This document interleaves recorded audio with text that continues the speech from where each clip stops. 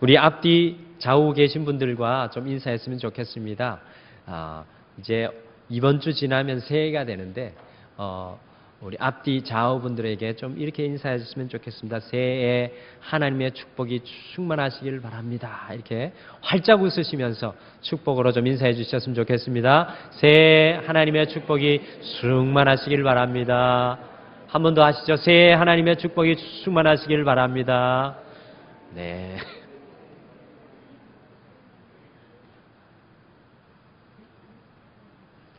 제가 오늘 이 2015년 마지막 그리고 52주 중에 마지막 주일을 보내면서 어떤 말씀을 전할까라는 고민에 심각하게 빠졌는데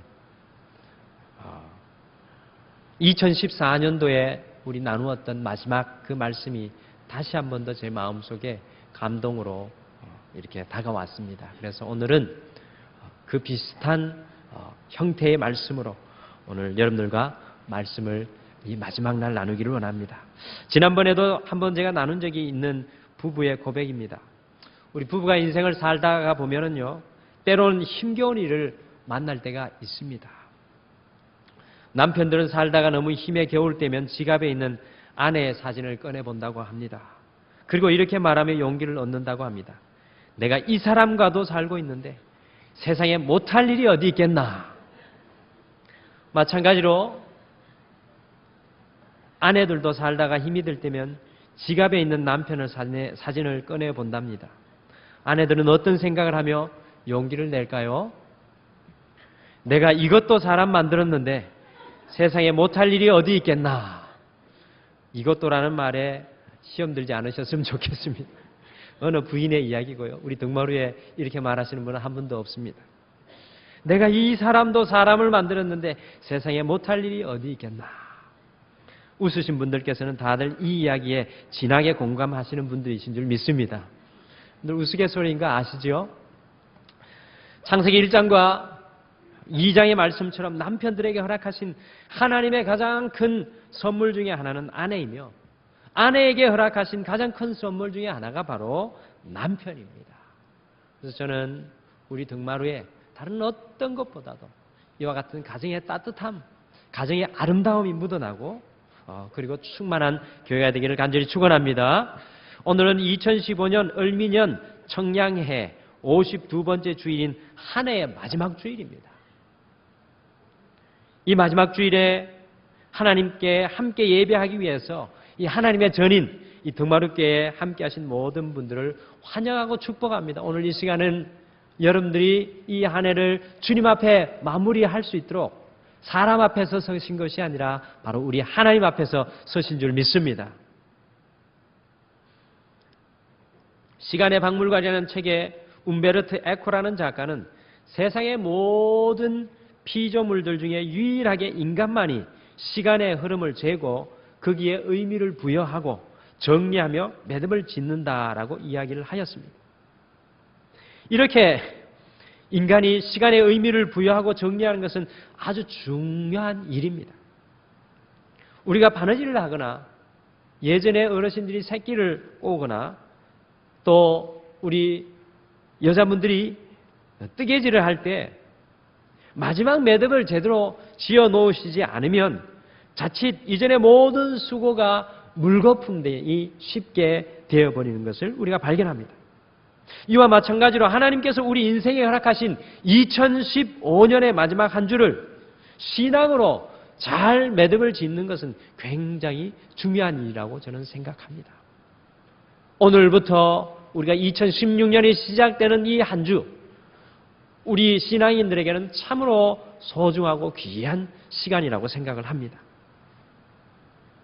우리 성도님들께서 기억해야 할 것이 그런데 하나 있는데 그건 무엇이냐면 크리스천 캘린더, 곧 교회력은 세상의 달력이 마지막이라고는 바로 그때에 비로소 성탄절로 새롭게 시작됩니다. 지난주 우리 성탄절이 있었고요. 오늘이 첫째 주일이니까 사실은 성탄절 지난 첫째 주일이니까 교회력으로 하면 오늘이 마지막 주일이 아니라 바로 새롭게 시작하는 첫날이라는 것입니다. 이 교회력이 우리에게 가르쳐주는 아주 귀한 은혜와 진리는 우리의 마지막은 곧 하나님의 시작이라는 것입니다. 우리의 마지막은 곧 하나님의 시작이라는 것입니다. 우리 덕마루 교회 성도님들이라면 이 정도의 믿음은 있어야 할 것 같습니다. 그래서 같이 우리 큰 소리로 저를 따라서 한번 고백을 해보시죠. 우리의 마지막은 하나님의 시작입니다. 한 번 더 하시죠. 우리의 마지막은 하나님의 시작입니다. 아멘. 우리 연세 드신 분들이 저희에게 가끔 같이 기도할 때 저한테 안타깝게 말씀하실 때가 있어요. 목사님, 저는 이제 다 끝났어요. 근데 제 가슴 속과 제 기도는 권사님, 집사님, 성도님 끝나지 않았습니다라고 말씀을 드려주고 싶은데 그분들의 끝났다는 마음이 너무 간절해서 어떨 때는 말씀을 잘 못 드릴 때가 있습니다. 그것이 아닙니다. 우리의 마지막은 하나님의 시작이 될 수 있을 줄 믿으시길 바랍니다. 사랑하는 성도 여러분, 세상 사람들에게는 마지막이지만 성도들에게는 하나님의 역사가 새롭게 시작되는 오늘 이 주일에 이스라엘 백성들을 향한 이 사무엘 선지자의 이 세 가지 도전의 말씀은 굉장히 우리에게 이 마지막 한 주를 살아가는 우리에게 큰 힘이 되고 깨달음을 줍니다. 그래서 오늘 말씀의 제목이 한 해의 마지막 주에 우리가 해야 할 일들입니다. 이번 한 주에 우리가 무슨 일을 하면서 어떤 것을, 어떤 신앙의 행위들을, 어떤 믿음의 모습들로 우리가 살아가야 할까요? 오늘 이 아침에 그 말씀을 생각하겠습니다. 그래서 이번 한 주는 그 세 가지 해야 할 일들을 여러분들 삶 속에 한번 실천해 보십시오. 오늘 이스라엘 백성들 향하여서 사무엘 선지자들이 세 가지 도전의 말씀을 전해주고 있는데 그 시대적 상황과 배경을 좀 알아야 되겠습니다. 그래야 우리도 이 말씀을 잘 이해할 수 있을 것 같습니다. 어떤 시대적 상황과 배경 속에서 오늘 사무엘상 7장의 말씀이 선포되고 있을까요? 이스라엘 백성들은요, 450년간 여러분들이 잘 아시다시피 이집트의 노예 생활 이후에 하나님께서 보내신 지도자, 이 모세의 인도를 받아서 이집트를 탈출하여서 광야 40년의 시간을 보내고 모세를 뒤이은 여호수아가 이스라엘 12지파와 더불어서 가나안 정복 운동을 하였습니다. 그 모습이 사사기의 말씀에 특별히 잘 나옵니다. 그런데 그들의 지도자 여호수아가 죽고 나자 가나안 정복 운동은 시들하여졌고요. 이스라엘의 12지파들은 가나안 땅의 풍습과 삶의 방식에 타협하고 더 나아가 가나안의 신들인 바알과 아스타롯을 섬기면서 자신들의 생각에 옳은 대로 살아가며 하나님을 잃어버리는 안타까운 그러한 신앙의 어려움에 처하게 되었습니다. 이렇게 이스라엘 백성들이 하나님을 잃어버리고 범죄하면 하나님께서는 주변 민족들을 통하여서 이스라엘 백성들을 징계하셨고 이스라엘 백성들이 하나님께 부르짖으면 영적인 지도자들인 사사를 보내어 주셔가지고 이스라엘을 가나안의 여러 민족들로부터 우리 하나님께서 구하여 주셨습니다. 이렇게 이스라엘의 범죄, 하나님의 징계, 이스라엘의 회개, 사사들의 임명, 이스라엘의 회복, 이 5개의 삶의 사이클이요, BC 1390년부터 BC 1050년까지 약 340년 동안 되풀이되었는데 이 시대를 이스라엘 역사 속에서는 사사시대라고 합니다. 340년 동안 사사들이 12명 정도가 등장을 하는데 여러분들이 잘 아시는 사람은 삼손, 기드온, 드보라, 온니엘 정도가 되겠습니다. 그런데 특별히 오늘 말씀의 배경은 사사시대의 마지막, 그리고 이스라엘 나라가 왕정시대를 시작하기 바로 직전의 그 과도기의 시대입니다. 이스라엘의 마지막 사사가 바로 사무엘입니다. 사무엘은 사사이기도 하고 또 선지자이기도 하고 제사장이기도 하였습니다. 오늘 본문 말씀 사무엘 7장의 앞부분인 사무엘 4장 말씀을 보시면 엘리 제사장의 두 아들 제사장이었던 홈리와 비나스가 하나님께 불경한 일을 행하고요. 이스라엘 백성들은 하나님을 잃어버리고 가나안의 신들을 섬기며 살아갈 때 하나님께서는 이 가나안 땅에 아주 강력한 철기 문화를 소유하였던 이 블레셋 사람들을 보내어서 34,000명의 이스라엘 백성들을 죽였고 약 20년 동안이나 블레셋이 이스라엘 백성들을 다스리게 했습니다. 더욱 경악할 만한 일이 일어났는데 그게 무슨 일이냐면 블레셋과 전쟁 중에 하나님의 법궤를 이스라엘 백성들이 빼앗기는 일이 바로 이 시대에 일어났습니다. 그러나 다행히도 블레셋 사람들이 그 하나님의 법궤를 두려워하여 이스라엘로 다시 돌려보내었습니다. 자력으로 돌려보낸 것이 아니라 하나님의 역사에서 그 법궤가 돌아왔습니다. 사무엘 선지자는 이렇게 자신들의 범죄로 인하여서 블레셋의 압제와 고통 가운데 있으며 사사시대의 마지막이며 왕정시대가 막 시작되려고 하는 과도기에 살아가는 이스라엘 백성들에게 세 가지 귀한 신앙에 도전을 하고 있습니다. 오늘 사무엘 선지자의 이 세 가지 도전들이 하나의 마지막 주에 서 있는 우리들에게 2015년과 2016년의 과도기에 서 있는 우리들에게 귀한 진리의 말씀으로 들려지기를 간절히 소원합니다. 과연 어떤 말씀이 주어졌을까요? 첫 번째, 이 마지막 주에 우리는 분별과 결단이 필요합니다. 분별과 결단이 필요합니다. 오늘 본문 말씀 속에 사무엘은 이스라엘의 모든 지파들을 이스라엘의 가장 중심이 되고 천연의 요새가 되는 미스바라는 곳에 불러 모았습니다. 그러면서 하나님을 잃어버리고 가나안의 풍속과 삶에 타협하여 살아가고 있는 이스라엘 백성들에게 사무엘상 7장 3절의 말씀으로 도전합니다. 우리 3절 말씀 같이 읽어보실까요? 3절 말씀 같이 읽겠습니다. 시작. 사무엘이 이스라엘 온 족속에게 말하여 이르되 너희가 전심으로 여호와께 돌아오려거든 이방 신들과 아스다롯을 너희 중에 제하고 너희 마음을 여호와께 향하여 그만 섬기라. 너희를 블레셋 사람들의 손에서 건져내시리라. 아멘. 여러분들 3절 말씀에 아주 중요한 표현들이 있습니다. 먼저는 너희가 전심으로 여호와께 돌아오려거든 입니다. 전심으로 with all your heart 전심으로 with all your strength 전심과 전 힘으로 여호와께 돌아오려거든 이 말씀이 참 중요한 말씀입니다. 삶의 과도기에 있는 이스라엘 백성들에게 하나님께로 전심을 다하여 돌아오라고 이 사무엘은 오늘 도전하고 있습니다. 온 마음을 다하여 주님께 돌아오라고 사무엘은 요청하고 있습니다. 한 해를 마무리하는 우리에게 이 말씀이 우리의 가슴을 파고들어야 할 줄 믿습니다. 온 마음을 다하여 주님께 다시 돌아가는 것 이것이 한 해를 마무리하는 우리에게 큰 지혜의 말씀인 줄 믿습니다. 온 마음, 전심을 다하여 주님께 돌아가려면 여러분들 무엇이 필요하겠습니까? 우리가 온 마음으로 전심을 다하여 주님께 돌아가려면 무엇이 필요합니까? 바로 분별과 결단이 필요합니다. 무엇을 분별해야 합니까? 이스라엘 백성들에게 알게 모르게 은연중에 들어와 있는 이방의 신들입니다. 오늘 말씀 속에서는 더욱 구체적으로 말하면 바알과 아스다롯을 그들의 삶에서 분별하고 제거하라고 사무엘은 이스라엘 백성들이 오늘 말씀 속에서 도전하고 있습니다. 여러분, 바알이라는 신은 중건동 셈족의 남성신을 의미합니다. 이 바알의 이름의 뜻은 Lord, Master라는 뜻으로 주님, 주인이라는 의미입니다. 바알은 날씨의 신으로서요, 더욱 구체적으로 우레의 신이었습니다. 생각해 보십시오. 농경생활을 하고 살았던 가나안 사람의 이 농경신이 바알신이었습니다. 이 바알 조각서는 주로 황소로 표현되었습니다. 이스라엘 백성들이 광야에서 황금 황소를 만들었던 거 여러분들 기억하시죠? 시내산 앞에서. 그 조각상이 바로 아마 바알의 형상이 아니었는가 저는 추측해 봅니다. 또 사무엘은 아스다롯을 제거하라고 합니다. 아스다롯은 여신입니다. 여신. 풍요와 다산을 상징합니다. 우리 세계사 시간에 고대 건동 역사 배울 때 이렇게 설교 시간에 말하기는 힘든데요. 이렇게 여자가 나옵니다. 네, 그 나오고요. 젖을 먹이는 장면에 그 이렇게 조각이 있는 것을 보셨죠? 그것이 아스다롯 신입니다. 이 아스다롯은 이 풍요와 다산을 상징합니다.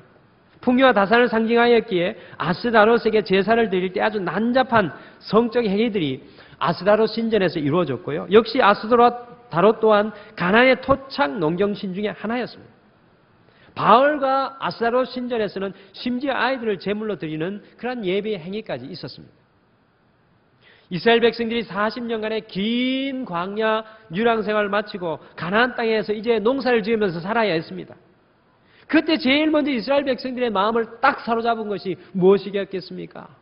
바로 우리는 그게 별로 큰 영향을 받지 않지만 지금으로부터 3,000년 이상의 사람들은 무엇에 붙들려 살았겠습니까?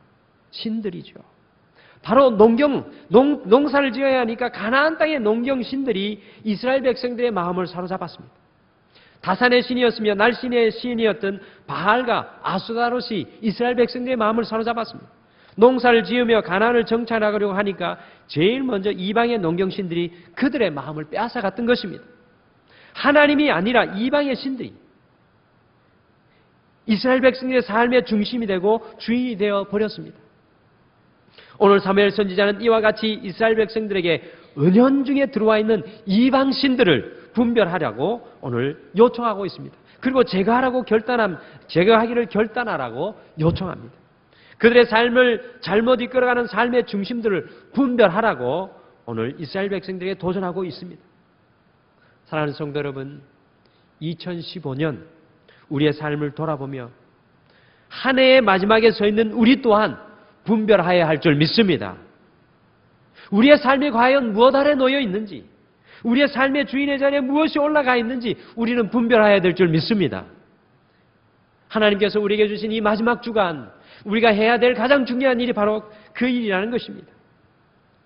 우리의 삶의 중심에 물질이 놓여 있으면 물질주의라는 우상이 우리의 삶의 주인이 되어 있는 것입니다. 우리의 삶의 중심에 성공이 놓여 있으면 성공주의라는 우상이 우리의 삶을 이끌고 가고 있는 것입니다. 우리의 삶의 중심에 쾌락이 놓여 있으면 쾌락주의라는 우상이 우리의 삶의 주인입니다. 우리의 삶의 중심에 개인이 놓여 있으면 개인주의라는 우상이 우리의 삶의 주인이 되어서 우리를 이끌고 가고 있는 것입니다.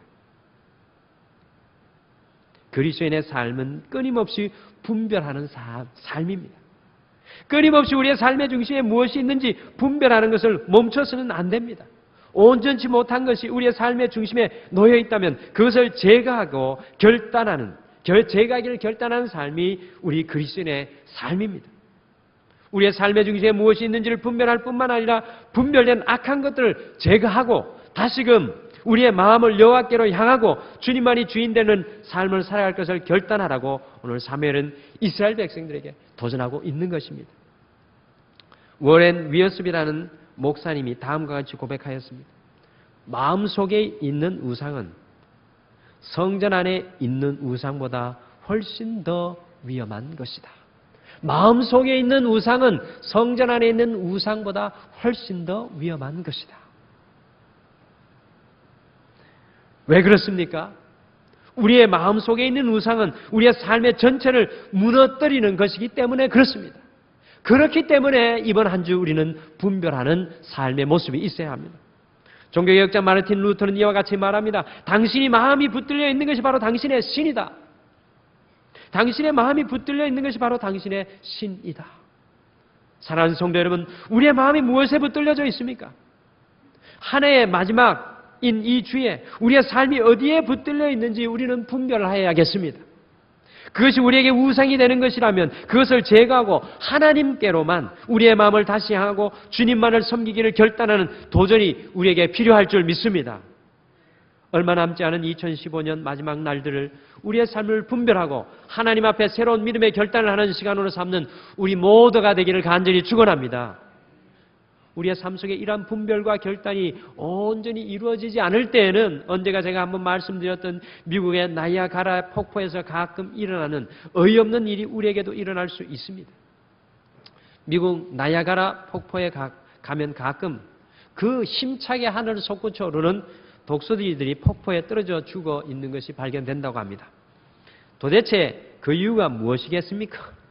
사람들이 그 이유를 알아보았더니 나야가라 상류로부터 가끔 양들이나 짐승들의 죽은 시체가 얼어붙어서 떠내려오는데 그것을 먹으려고 독수리들이 그 죽은 짐승 위에 내려와서 날카로운 발톱으로 콱 그 짐승의 살코기를 찍어서 그 다음에 쪼아먹기 시작한답니다.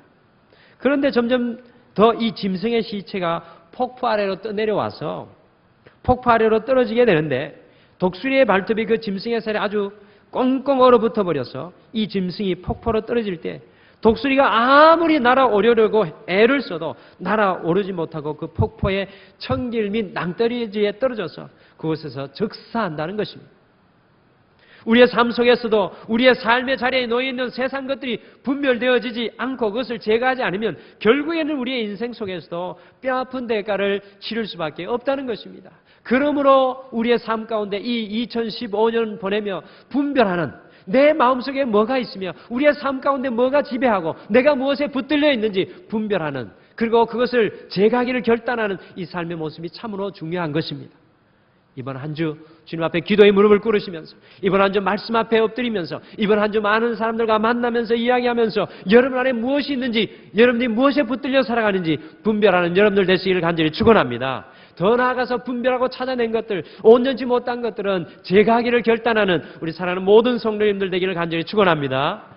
두 번째, 이 마지막 주에 우리는 애통하는 마음과 가난한 심령, 곧 회개가 필요합니다. 회개가 필요합니다. 오늘 온 이스라엘 12지파들이 미스바에 모여서 사무엘의 도전의 선포를 들은 후에 금식을 하고 기도하면서 그들의 삶을 깊이 분별하며 하나님 앞에 결단합니다.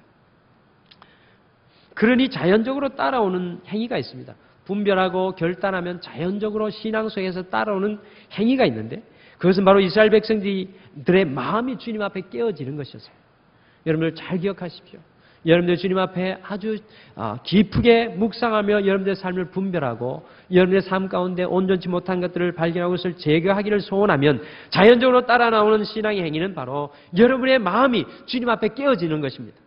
사무엘상 7장 6절 말씀에 보면 이스라엘 백성들이 미스바에 모여서 함께 금식하며 기도할 때 온 이스라엘 백성들이 다음과 같이 하나님 앞에 고백하였습니다. 우리가 여호와께 범죄하였나이다. 우리가 여호와께 범죄하였나이다. 20년 만에 이스라엘 백성들의 입속에서 터져나오는 고백이었습니다. 우리가 여호와께 범죄하였나이다. 분별과 결단은 우리가 의지적으로 하는 것이라면 우리의 마음을 깨뜨려서 주님 내가 여호와께 범죄하였나이다라는 고백은 우리가 애통하는 마음과 가난한 심령이 되어 주님께 전인격적으로 회개하는 것을 말하는 것입니다. 많은 그리스도인들이 분별과 결단은 잘합니다. 말씀 듣고 또 성경 말씀 읽으면서 우리는 분별과 결단은 잘합니다. 그러나 마음이 깨어지는 역사는 좀처럼 일어나지 않습니다. 여러분들은 어떻습니까? 우리가 신앙생활하면서 분별과 결단을 얼마나 잘합니까? 그런데 그 우리의 마음이 깨어지는 역사가 일어나고 있지 않다는 겁니다. 오늘 이스라엘 백성들이 20년 만에 그들의 마음이 부서지고 깨어지고 있는 것을 봅니다. 신앙생활 속에서 의지적인 결단은 말씀을 듣고 읽으며 묵상할 때마다 일어나지만 진정한 삶의 역사로 우리의 삶에 분별된 것과 결단된 것이 실천되어지기 위해서는 우리의 마음이 깨어지는 역사, 곧 우리의 마음이 애통하고 가난해지는 역사, 회개의 역사가 일어나야 한다는 것입니다. 진정한 변화의 역사는 우리의 마음이 깨어지는 곳에서 일어나는 것입니다. 마태복음 5장 3절과 4절 말씀에 보시게 되면 심령이 가난한 자는 복이 있나니 천국이 저희 것이며 애통하는 자는 복이 있나니 저희가 위로를 받을 것이며 라고 말씀합니다. 주님께 마음을 깨뜨려서 가난한 심령이 되고 애통하는 마음이 되어질 때 하나님의 진정한 위로와 천국의 기쁨이 임하게 된다는 것입니다. 분별과 결단 위에 심령이 깨어지는 회개의 역사가 우리에게 일어나야 합니다. 진정으로 우리의 삶을 돌아보며 우리의 전 인격이 주님 앞에서는 이 회개의 시간이 한 해의 마지막에 서 있는 우리에게 반드시 필요합니다. 가톨릭에 보면 고해성사라는 게 있죠. 가톨릭 신자들 중에 죄를 지은 사람이 있으면 신부님을 만나서 신부님 앞에 가서 자신의 죄를 고백하는 것입니다. 이것을 잘못 사용하면 신약적으로 큰 문제가 되지만 한편으로는 자신의 마음을 깨뜨리며 애통하고 가난한 심령으로 신부님에게 자신의 죄를 회개하는 그 행위 자체는 저는 아주 고귀하고 소중한 거라고 저는 생각을 합니다. 기독교인들은, 우리 개신교인들은 스스로 주님 앞에 마음을 깨뜨리십시오라고 내버려 두니까 그 마음이 깨뜨려지기가 힘듭니다. 그러나 가톨릭 신자들은 신부 앞에 어쩔 수 없이 고해성사를 해야 되니까 그 마음이 그 앞에서 깨어질 수밖에 없습니다. 부부간에 왜 문제가 있습니까? 서로가 마음을 깨뜨리지 않기 때문에 그렇습니다. 서로가 애통해하며 가난한 심령이 되어서 잘못을 고백하지 않기에 문제가 계속해서 쌓여가는 것입니다. 자식과 부모의 관계도 마찬가지. 서로의 마음이 깨어지는 시간이 없다면 진정한 소통과 나눔이 부모와 자식 간에 있을 수가 없습니다. 하나님과 우리와의 관계가 왜 건조하고 냉랭합니까? 혹시 이 자리에 하나님과의 나와의 관계가 건조하고 냉랭한 우리 성도님들이 계십니까? 그것은 우리의 마음이 하나님 앞에 깨어지는 회개의 역사가 없기 때문입니다. 교회 안에서도 마찬가지입니다. 성도 간의 마음이 주님 앞에서 깨어져서 애통하고 가난한 마음으로 서로의 잘못을 인정하고 회개할 때 그곳에서부터 진정한 부흥의 역사가 일어날 줄 믿습니다. 한 해의 마지막에 서 있는 우리는 우리를 하나님 앞에서 분별하며 하나님만을 섬기리라는 결단을 할 뿐만 아니라 귀한 향유 옥합을 깨뜨렸던 한 여인의 온전한 깨뜨림처럼 다른 무엇보다도 우리의 마음을 깨뜨리며 진정으로 가난한 심령과 애통하는 심령으로 주님께 나아가야 할 것입니다. 바로 그 순간에 2015년의 주제처럼 예수 정신이 성령이 우리 안에 충만하여서 하나님의 온전한 사람으로 우리가 거듭나게 될 줄 믿습니다. 한국 개신교의 성자로 불리는 한경직 목사님께서 이 종교계의 노벨상이라는 템플턴 상을 받는 자리에 서서 이런 고백을 하였습니다. 저는 죄인이 올시다. 신사참배를 한 죄인입니다. 죄인입니다. 죄인입니다. 종교계의 노벨상을 받는 분이 그 자리에서 자신의 마음을 깨뜨리고 회개합니다. 그것을 본 많은 사람들이 어땠겠습니까? 더 큰 은혜를 받게 되었습니다. 이와 같은 전인격적인 마음의 깨뜨림 위에 하나님의 은혜가 더욱 모든 사람들에게 전파되어지고 알려지게 되었습니다. 사랑하는 성도 여러분, 우리가 한 해의 마지막에 서 있습니다. 이 한 해의 마지막 주에 나를 내려놓는 회개의 고백으로 에레미야 애가 2장 19절의 말씀처럼 우리의 마음을 주의 얼굴 앞에 물쏟듯 하게 될 때 우리 안에 놀라운 변화의 역사를 우리 하나님께서 일으키실 줄 믿습니다. 여러분들 남은 이 마지막 한 주 주님 앞에 여러분들 모든 마음과 심령과 주님 앞에 삶의 모습을 돌아보면서 여러분들 주님 앞에 깨뜨리시기를 바랍니다. 가정 속에서도 다른 사람이 깨어지기를 기다리지 마시고 우리가 깨어지는 이 기회를 잡는 마지막 한 해가 되기를 소원합니다. 우리 교회 속에서 다른 사람이 깨어지기를 기다리며 소원하는 것이 아니라 우리가 먼저 깨어져서 이 교회 가운데 하나님 놀라운 능력을 일으키는 우리가 되면 좋겠습니다. 그래서 얼마 남지 않은 2015년의 며칠 동안이라도 주님 앞에 우리의 전인격을 철저히 내려놓고 회개의 고백이 우리 안에 흘러넘치기를 간절히 축원합니다. 세 번째, 이 마지막 주에 우리의 삶을 돌아보며 우리의 삶의 자리들마다 감사의 돌비석을 세우는 것이 필요합니다. 감사의 돌비석을 세우는 것이 필요합니다. 보십시오. 이스라엘 백성들이 사무엘의 도전에 순종하여서 그들의 삶 속에 있는 우상을 분별하고 제거하고 그들의 마음을 오로지 하나님께만 향하고 하나님만을 섬기겠다는 결단을 한 후에 그들의 마음을 깨뜨리며 애통하는 마음과 가난한 심령으로 회개할 때 20년의 통치 아래에 있었던 블레셋의 압제에서 이스라엘이 비로소 벗어나게 되었습니다. 블레셋 사람들은 온 이스라엘 백성들이 미스바에 모였다는 소식을 듣고 이스라엘을 치러 올라오지만 아주 재미있게도 우리 하나님은 바알신을 상징하는 우레를 보내어서 블레셋을 물리치십니다. 여러분들 이것은 굉장한 영적인 의미가 있습니다. 20년 동안 블레셋의 통치, 20년 동안 블레셋의 눌림 아래 살았던 이스라엘 백성들, 하나님 앞에 자신들의 삶을 분별하고 결단하고 또한 하나님 앞에 자신들이 연약함을 회개할 때 그들의 삶에 묶인 것들, 그들의 속박들이 20년 만에 떠나가는 것을 볼 수가 있습니다. 우리의 삶 가운데서도 분별하고 결단하며 회개할 때 이와 같은 놀라운 역사가 일어날 줄 믿습니다.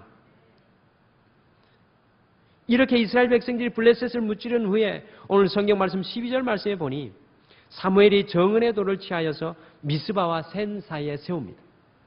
많은 믿음의 조상들이 사무엘과 마찬가지로 정은의 돌비석을 세웠습니다. 그것은 하나님의 은혜와 역사를 기억하며 감사하기 위해서였습니다. 사무엘은 그 정은의 돌이 세워진 지명의 이름을 에벤에셀이라고 부르는데 그것의 뜻은 여기까지 하나님께서 우리를 도우셨다 합니다. 여기에서 성경을 유심히 읽으시는 분들은 한 가지 질문을 하실 수 있습니다. 그게 무슨 질문이냐 하면 이스라엘 백성들이 블레셋에게 대승을 거두는 장소는 미스바이고 그 미스바에 정은의 돌을 세워야 했을 텐데 도대체 왜 미스바와 센 사이에 사무엘의 정은의 돌이 세워서 여기까지 우리를 도우셨다는 감사의 고백을 하는가라는 질문입니다. 미스바에 오늘 모여서 미스바에서 전투하고 미스바에서 승리를 거두었습니다. 그런데 왜 미스바와 센 사이에 돌을 세웠을까요? 사무엘상 4장의 말씀을 보시면 20년 전에 이스라엘 백성들이 블레셋에게 대패한 장소가 바로 센이었기 때문에 그 미스바와 센 사이에 사무엘은 정언의 감사의 돌을 오늘 세우고 있는 것입니다. 여기에 아주 중요한 영적인 비밀이 숨어 있습니다.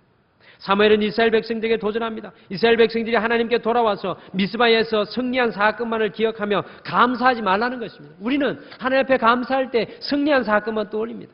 오히려 실패의 순간까지도 기억하고 회상하며 그곳에 정언의 돌을 세워 에벤 에셀의 하나님, 여기까지 우리를 도우신 그 하나님께 감사해야 한다는 것입니다. 한 해의 마지막에 서 있는 우리들이 한 해의 삶을 돌아보면서 우리의 삶의 자리들마다 하나님께서 어떻게 역사해 주셨는지 상기하며 감사의 정언의 돌을 세우는 것은 아주 중요한 영적인 행위입니다. 그것이 때로는 실패의 순간이었던, 성공의 순간이었던, 에베네셀의 하나님, 여기까지 도우신 하나님께서 함께 하셨던 것에 감사해서 감사의 돌을 세우는 것은 참으로 중요합니다. 우리는 그림을 그릴 때 한 가지 색깔로 그림을 그리지 않습니다. 밝은 색깔만도 그림을 그리지 않습니다. 어두운 색깔로도, 그리고 아주 다양한 색깔로도 그림을 그려냅니다. 이와 같은 여러 가지 색깔들이 어우러져 한 편의 그림이 만들어집니다. 마찬가지로 우리 인생이 그와 같은 것입니다. 우리 인생은 하나님의 작품입니다. 우리를 하나님이 가장 최고의 작품으로 만들기 위해서 우리 삶의 가운데 여러 가지 많은 일들을 어우러지게 만들어주시는 것입니다. 기뻤던 일, 슬펐던 일, 좋았던 일, 나빴던 일 다 어우러져서 어느 날 그 그림을 쳐다보면 하나님의 아름다운 작품으로, 위대한 작품으로 우리가 변화되어 있는 것을 발견하게 되는 것입니다. 한 해의 마지막에 서서 이러한 것들을 돌아보며 다른 무엇보다도 우리는 하나님께 감사의 고백을 올려드려야 합니다. 하나님의 사랑의 흔적을 발견하고, 하나님의 치료의 흔적을 발견하고, 하나님의 용서의 흔적을 발견하며 우리는 하나님께 감사의 돌인 에벤에셀을 우리의 삶의 걸음걸음마다 세우며 감사하는 마지막 이 한 주가 되어야 될 줄 믿습니다. 정언의 돌인 에벤에셀은 바로 하나님의 은혜의 흔적입니다. 우리의 더 많은 감사의 돌을 통해서 하나님의 은혜의 역사들, 우리의 삶에 수놓아가는 우리 모두가 되기를 간절히 축원합니다. 우리에겐 한 해의 마지막이지만 우리 하나님께서는 시작이 되는 주가 바로 오늘입니다. 이 주일 3월의 세 가지 도전을 우리 가슴속에 품습니다. 첫 번째로 우리의 삶의 중심에 무엇이 놓여 있는지 분별하여야겠습니다. 혹시나 우리의 삶 속에 하나님이 아닌 세상의 것이 놓여 있다면 그것을 제거하고 하나님께 우리의 마음을 향하고 하나님만을 섬길 것을 결단해야겠습니다. 두 번째로 우리의 전인격이 주님 앞에 깨어져서 애통하는 마음과 가난한 심령으로 주님께 회개의 고백을 올려드려야 하겠습니다. 주님 앞에 뿐만 아니라 우리의 가정 속에서, 우리의 삶의 모든 현장 속에서 우리의 마음이 깨어져야 될 것입니다. 마지막으로 우리의 삶의 순간순간마다 하나님께서 함께하여 주신 은혜를 상기하며 감사의 돌인 에벤에셀에 세우는 삶을 살아야 하겠습니다. 2015년 한 해의 마지막 주인 이 주일에, 또한 2016년 이 막 시작되는 이 시점에 사무엘 선지자의 세 가지 도전인 분별과 결단, 회개, 감사, 분별과 결단, 회개, 감사가 우리의 삶에 풍성하기를 간절히 축원합니다. 우리 다 같이 기도하시겠습니다. 사랑의 하나님, 한 해를 마감하는 이 주일 우리의 발걸음을 여호와 앞에 인도해 주심을 감사합니다. 우리가 다시 한 번 더 전심으로 주께 돌아가도록 남아있는 이번 한 주 우리 자신을 분별하고 결단하게 하여 주시옵소서. 냉랭하고 마치 바짝 말라 빠진 정말로 논바닥 같은 우리의 마음들이 다시 한 번 더 주의 성령으로 깨어지며 부서져서 주의 풍성함이 우리에게 시작되게 도와주시옵소서. 하나님, 여기까지 우리를 도우신 그 하나님을 우리가 회상하며 상기하며 우리의 삶 가운데 충만히 역사하여 주시는 그 주님이 우리의 삶과 힘과 에너지가 되게 도와주셔서 2016년을 계획하며 기대하며 주님이 주시는 꿈을 품게 도와주시옵소서. 남은 한 주 가운데 우리 성도님들과 함께하여 주실 줄 믿고 예수님의 이름으로 기도드립니다. 아멘.